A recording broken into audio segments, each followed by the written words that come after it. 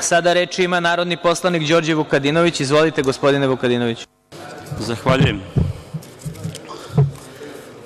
Posle nekoliko ovih termina, kada sam govorio o aktuelnim, neposredno aktuelnim stvarima, sada imamo jednu o kojoj sam govorio već ovde više puta i za koju sam se nadao da će biti skinuta sa dnevnog reda, ako ništa drugo, ono makar nakon posete ruskog premijera Medvedeva, kao i svega onoga što se dešavalo sa našim evrointegracijama i u svetu, odnosno u Evropi poslednjih nedelja. Nažalost, nije tako. Reč je naravno o Kosovu i Metohiji i reč je opet po ko znam koji put o neprimerenim izjavama naših najviših državnih čelnika u vezi sa tim najvažnijim nacionalnim i državnim pitanjem. Pitanje inače ide na adresu predsednika Vlade, Ministarstva spoljnih poslova i Kancelarije za Kosovo i Metohiju. Tiče se poslednje izjave predsednika države Bečkom standardu, koji je prenet u našim medijima, a ja ga radi preciznosti ili sigurnosti da nije reč o nekom nesporazumu ili pogrešnom citiranju ili možda zlonamernom citiranju i navođenju, čega takođe ima kada je reč o našim medijima, bez obzira na kojoj su strani i za koju stranu poziciju ili opoziciju navijaju. Dakle, toga ima i zato sam ga preuzeo direktno sa sajta SNS-a, mada su i mediji objavili potpuno istu formulaciju.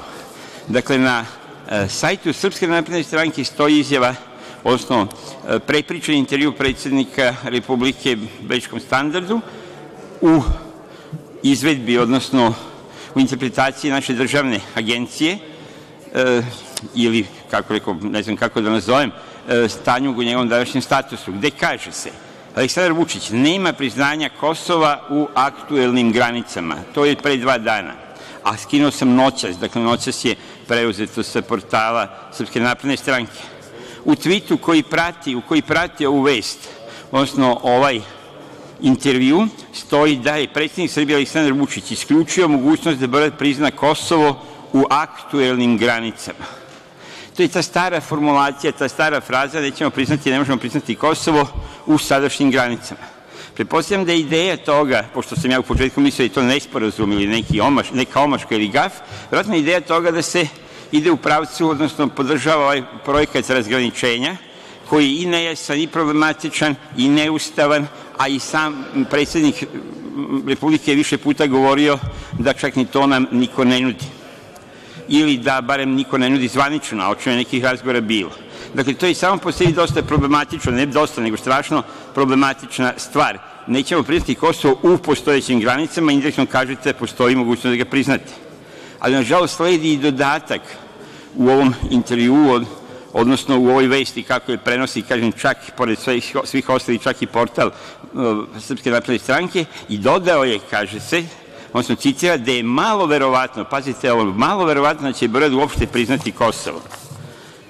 A na pitanje da li će Srbija ikada priznati Kosovo kao ravnopravnu članicu međunarodne zajednice, Vučić je odgovorio da je to za Srbe teško pitanje.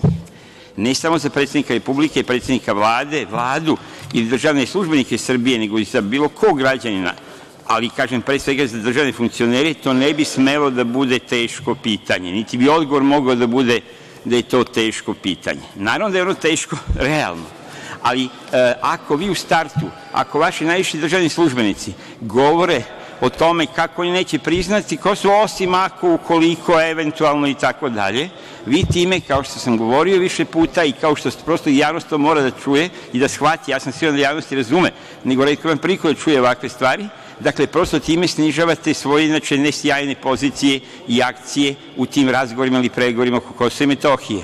Kažem, kao u biznisu, kao u trgovini, kao i bilo gde, kada pođete od toga ja neću, osim ako i tako dalje, i još napred se pravdaš, pominješ promenu svog ustava, teškoće da se on promeni, to deluje kao vajkanje i deluje kao neka vrsta pripreme javnosti, domaće javnosti za takvu jednu, rekao i neustavnu i rekao i nepametnu trgovinu, koju vam, kao što sami kažemo, čak niko i ne nudi. S tim u vezi, ti bih završio, napominjem da je i prilikom poslednje posete, kažem, premijera Rusije, predsednika Vlade Medvedeva, kao i evo danas, jutros, ambasador Rusije u Srbiji pominju rezoluciju 1244 i kažu da je ona jedini međunarodni okvir za rešavanje problema Kosova i Metohije, ali naši državni funkcioneri to izgleda zaboravljaju, odnosno izgleda čim odu Rusi ili čim se završi sastanak sa ruskim kolegama, oni prosto previde tu činjenicu i u ovom intervjuu, u dugom intervjuu, naravno se nigde ne pominje rezolucija 1244. Dakle, izgleda samo kada nas Rusi podsete, onda se toga setimo, kada Rusi odu, mi ponovo nastavimo po starom. Hvala.